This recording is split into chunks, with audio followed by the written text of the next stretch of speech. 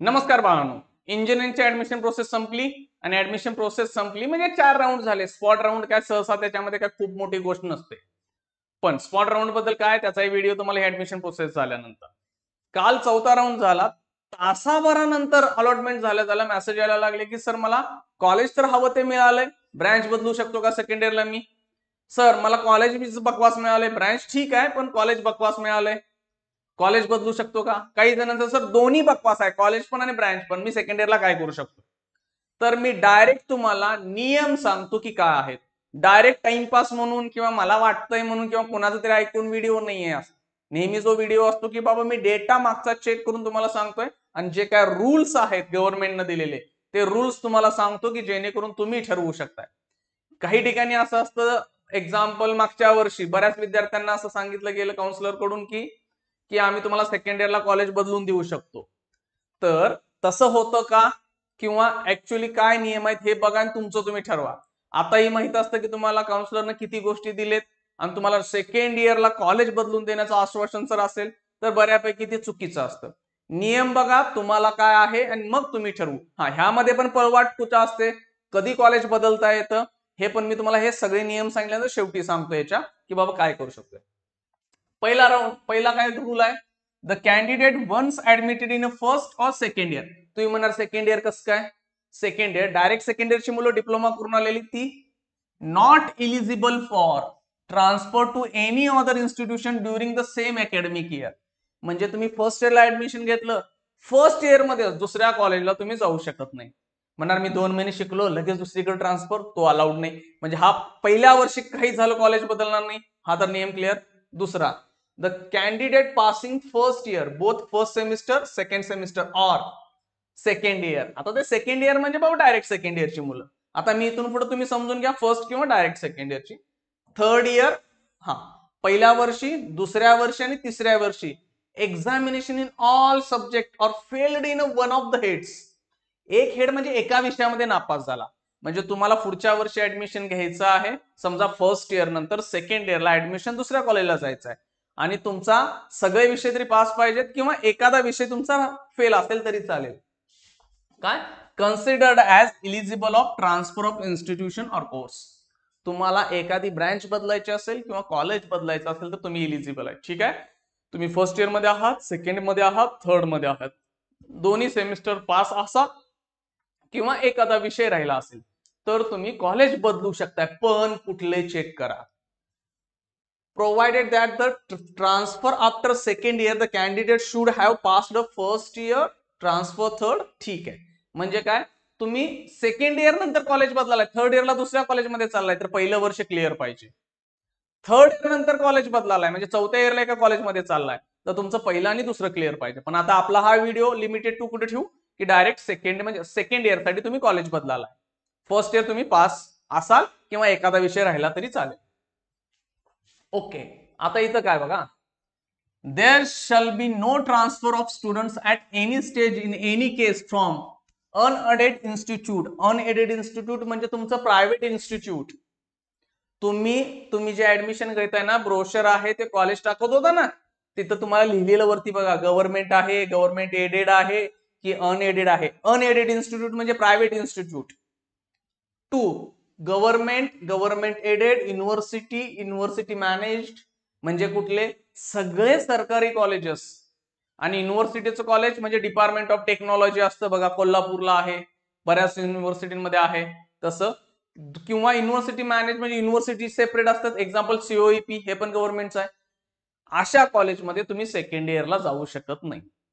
समजलं? म्हणजे तुम्ही एका प्रायव्हेट कॉलेजमधून कोणत्याही परिस्थितीत गव्हर्नमेंटच्या दुसऱ्या कॉलेजला जाऊ शकत नाही सेकंड इयरला. ठीक आहे, हे दिलंय. There shall be no transfer of students at any stage to autonomous institute. म्हणजे एका कॉलेजमधून चाललाय तर तुम्हाला दुसऱ्या कॉलेजमध्ये जात असते वेळी ऑटोनॉमस इन्स्टिट्यूटला ट्रान्सफर नाही. म्हणून मॅक्सिमम कॉलेज आता आपल्याकडे ऑटोनॉमसच आहे. कळालं? म्हणजे तुम्ही प्रायव्हेट मधून कुठे जाऊ शकत नाहीये, गव्हर्नमेंटला नाही. ऑटोनॉमस इन्स्टिट्यूट मध्ये पण तुम्ही ट्रान्सफर होऊ शकत नाही. कळालं? ठीक आहे. मग म्हणणार आम्ही जायचं कुठं, बदलायचं कुठं? इथं नियम दिल्यात मोठाच्या मोठा, म्हणणार माग हे जाऊ शकतात असं तसं सगळं सांगितलंय आणि इकडं सांगाल्यात प्रायव्हेट मधनं गव्हर्नमेंटला जायचं नाही, ऑटोनॉमसला जायचं नाही म्हणतात. एका ऑटोनॉमस मध्ये जो दुसऱ्या ऑटोनॉमस जाऊ काय नको, काय करू, दोन्हीकडे अलाउड नाही. ठीक आहे. पुढचा नियम, ट्रान्सफर टू अनएडेड इन्स्टिट्यूट, म्हणजे तुम्हाला एका खासगी कॉलेजमध्ये जायचं आहे तर नियम काय, the principles of unaided institute shall consider the candidate from other institute for transfer with prior approval from DTE.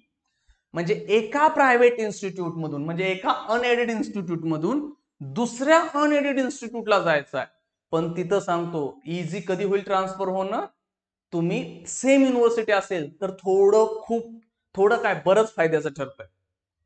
म्हणजे एका समजा एक्झाम्पल मुंबई युनिव्हर्सिटीमध्ये आहे एक कॉलेज आणि दुसरं कॉलेजला ज्या कॉलेजला जायचं आहे ते पण मुंबई युनिव्हर्सिटीमध्ये आहे, तर त्या कॉलेजमधून तुम्हाला दुसऱ्या कॉलेजला जाणं सोपं पडेल. ठीक आहे. पण तिथं दोन्ही प्रिन्सिपल तयार पाहिजे. तुम्ही म्हणा त्यांच्या बाचं काय चाललंय असं म्हणणार ना, मनातल्या मनात, तोंडावर तर काय म्हणणार नाही कुणाच्या.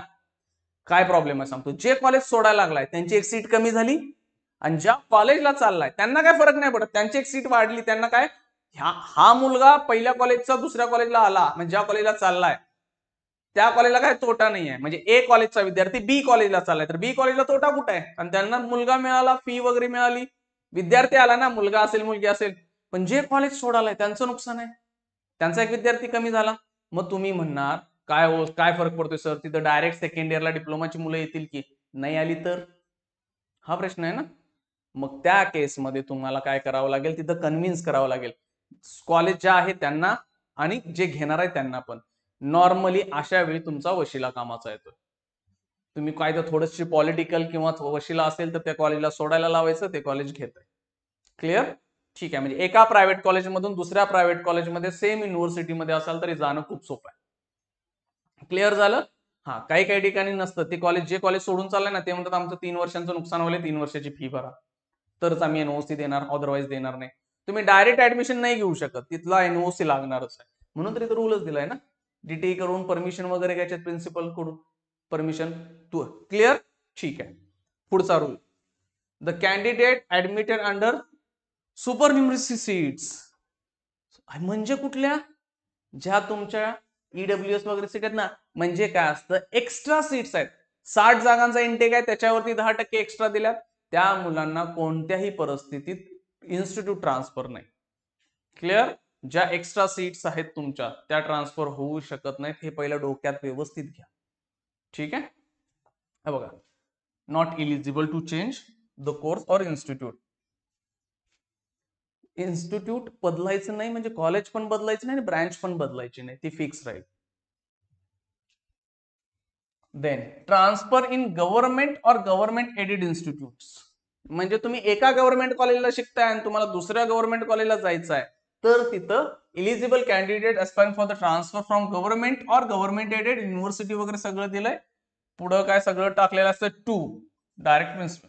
म्हणजे काय, तुम्हाला एका गव्हर्नमेंट मधून दुसऱ्या गव्हर्नमेंटला जर जायचं आहे तर परत तोच रूल, दोन्ही कॉलेजच्या परमिशन, दोन्ही प्रिन्सिपलांच्या परमिशन, सोडणारं कॉलेज म्हणलं पाहिजे जा, दुसरं घेणार कॉलेज म्हणलं झालं पाहिजे ये, असं सगळं चांगलं. क्लिअर. म्हणजे तुम्ही म्हणणार आता हे काय काय आहे बाबा, सांगतो सिंपल भाषेत. तुम्ही एका प्रायव्हेट कॉलेजमध्ये शिकताय, कुठल्याही परिस्थितीत तुम्ही गव्हर्नमेंटला जाऊ शकत नाही. क्लिअर. ठीक आहे. ऑटोनॉमस कॉलेजला पण जाऊ शकत नाही, हे तर क्लिअर आहे. एक प्रायव्हेट कॉलेज ते दुसरं प्रायव्हेट कॉलेज जाऊ शकताय, युनिव्हर्सिटी सेम असेल तर सोपंच झालं, युनिव्हर्सिटी चेंज असेल तर खूप डिफिकल्ट जाईल परत. ठीक आहे. पुन्हा एक गव्हर्नमेंट टू दुसरं गव्हर्नमेंट जाऊ शकताय. ठीक आहे. पण मी सांगू का, 99.999% चान्स आहे जाऊ, कॉलेज ट्रान्सफर होत नाही, कारण सहसा ती प्रोसेस इतकी घाणेरडी असते की ते होत नाही. आता तुमचे ओरिजिनल डॉक्युमेंट्स घेतले असतील किंवा घेतील ऍडमिशनच्या वेळी, ते सगळे घेऊन गव्हर्नमेंट डीटीई कडून जाऊन कॉलेजचे क्लार्क सगळे परमिशन घेऊन त्या कॉलेजला अप्रुव्हल घेऊन त्या विद्यार्थ्याचं सगळं करत असतात, आणि त्या विद्यार्थ्याला इझी थोडी सोडणार आहेत का. मी ट्रान्सफर झालेली कुठं पाहिलेत माहिती आहे का, एक मेडिकल इमर्जन्सी होती, माझा विद्यार्थी खूप मोठा प्रॉब्लेम होता, तो जेन्युइन होता, त्या दोन्ही कॉलेजने ऐकलं, ट्रान्सफर झालं. सेम युनिव्हर्सिटी, दोन्ही प्रायव्हेट कॉलेजेस. आणखीन 2 कॉलेजांमधले विद्यार्थी मी पाहिले, ते कॉलेजेस बंद पडले, त्यामुळे युनिव्हर्सिटीनं सांगितलं की बाबा तुम्ही कुठल्या कॉलेजला जाणार आहे, हा ते 3rd इयर आणि लास्ट इयरला ती मुलं ट्रान्सफर झाली होती. क्लिअर आहे? हे सगळे तुमचे नियम्स आहेत. आता पुढचा व्हिडिओ आहे की ब्रँच चेंज करण्याची कंडिशन काय, तो व्हिडिओ उद्या बघू. क्लिअर होत आहे? आणखीन काय वाटत असेल तर व्हॉट्सअपला टाका, काय प्रोसेस आहे कशा असेल मी तुम्हाला सांगतोय क्लिअर. ठीक आहे, थँक्यू.